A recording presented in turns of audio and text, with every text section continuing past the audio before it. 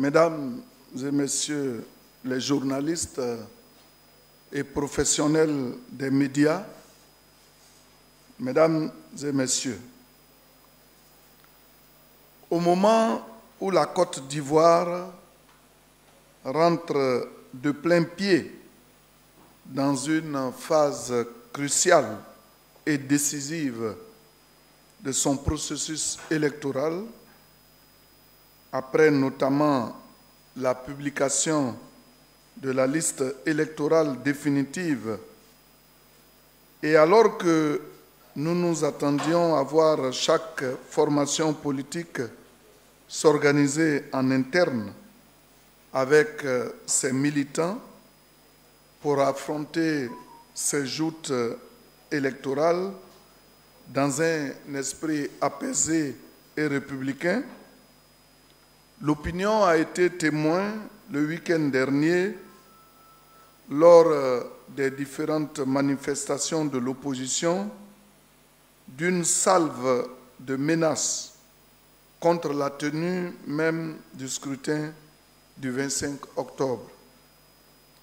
Des discours aussi incendiaires, scandaleux qu'irresponsables ont été délivrés.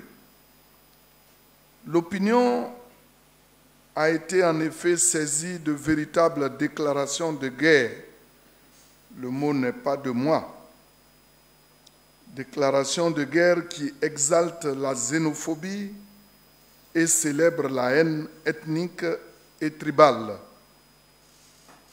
Des déclarations qui tentent de ressusciter les vieux démons dans l'unique but de mettre à exécution le projet mortifère que nourrissent leurs auteurs depuis plusieurs mois. Des individus qui n'ont en réalité tiré aucune leçon de leur triste passé et qui s'amusent à se faire peur. Mesdames et Messieurs les journalistes, depuis quelques semaines déjà, dans cette même salle, lors de nos précédentes rencontres,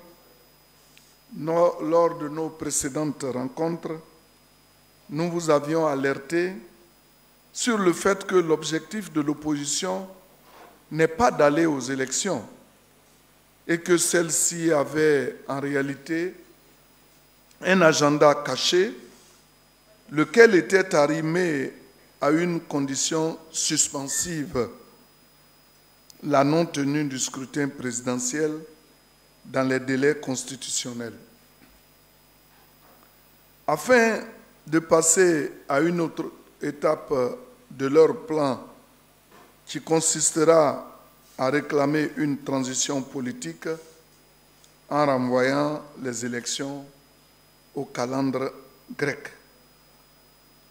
Aussi, lorsque cette opposition s'est rendue compte finalement que toutes ces manœuvres dilatoires n'ont pas produit l'effet escompté et que les élections avancent de façon irréversible, celle-ci s'est vue obligée de dévoiler ses véritables ambitions, d'afficher au grand jour ses intentions réelles et de mettre en œuvre son funeste projet. Dans le cadre de cette déclaration, nous avons tenu donc à vous faire une projection pour que vous voyiez ce que cette opposition fait pour saper donc les élections à venir. Donc vous allez suivre avec moi les déclarations du chef de file du PPAC. Tu as été candidat. Et d'ailleurs lui-même, on dit, si tu as été candidat, et d'ailleurs lui-même, quand je faisais mon discours, pour le racheter là. Je lui avais dit que c'était un mandat exceptionnel que je lui donnais. Ça va devenir 4 mandats.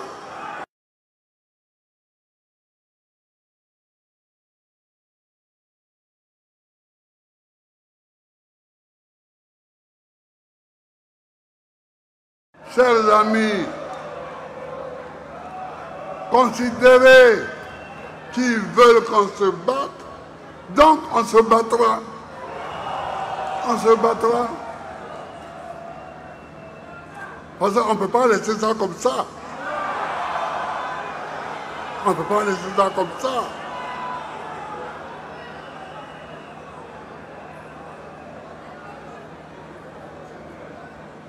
Vous venez trouver un fils authentique chez lui. Et vous voulez le piétiner chez lui.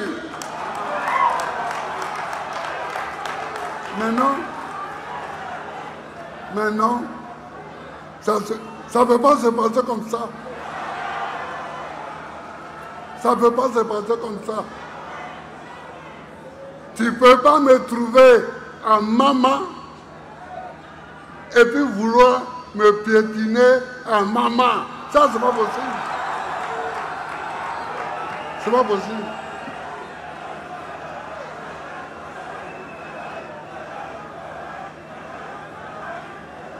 Alors tu me trouves en Côte d'Ivoire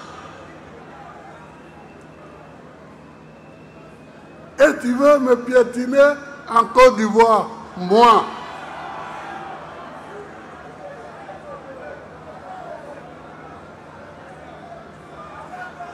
Ça ne peut pas être comme ça.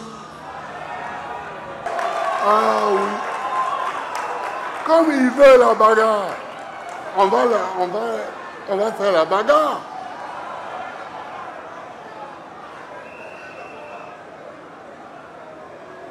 On ne parle pas trop de ça. On ne parle pas trop de ça. Et eux, ils ont inventé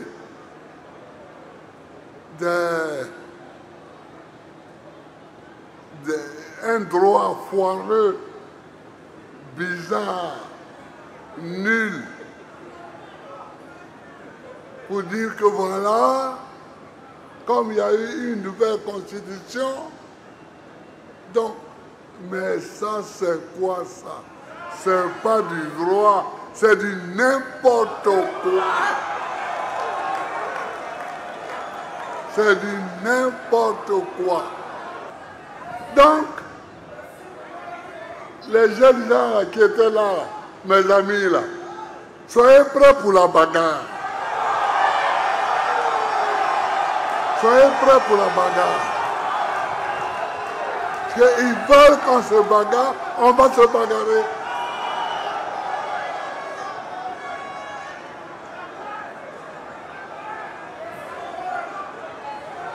Parce que eux, ils croient qu'on a peur de dire, mais à un moment, il faudra qu'on envahisse toutes les rues d'Abidjan. À un moment donné.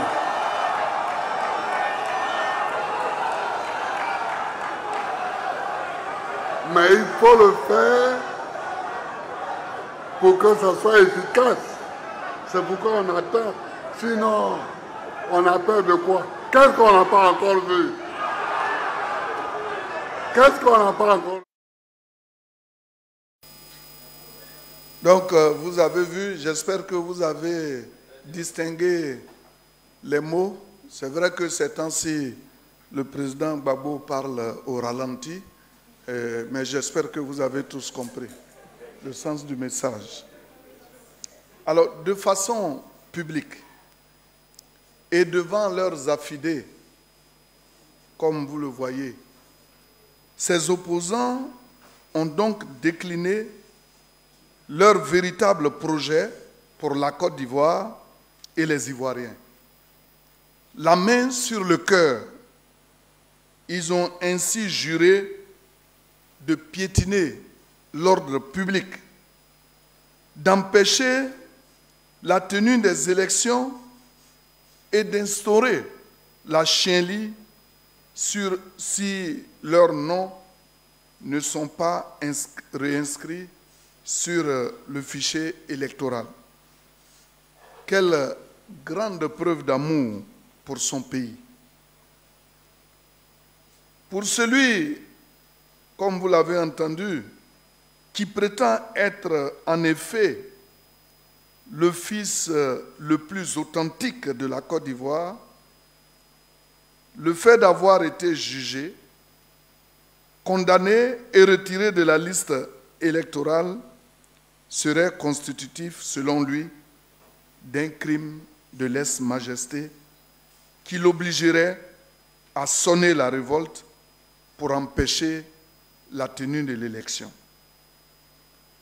Dans un discours au vitriol fortement teinté de xénophobie et d'indécence, le manque de pudeur et la bassesse morale se la disputent avec une avalanche de menaces et de haine ethnique. Le président du PPAC, dont le parcours politique est inséparable de la violence, du sang et des destructions, a donc promis de remettre le couvert.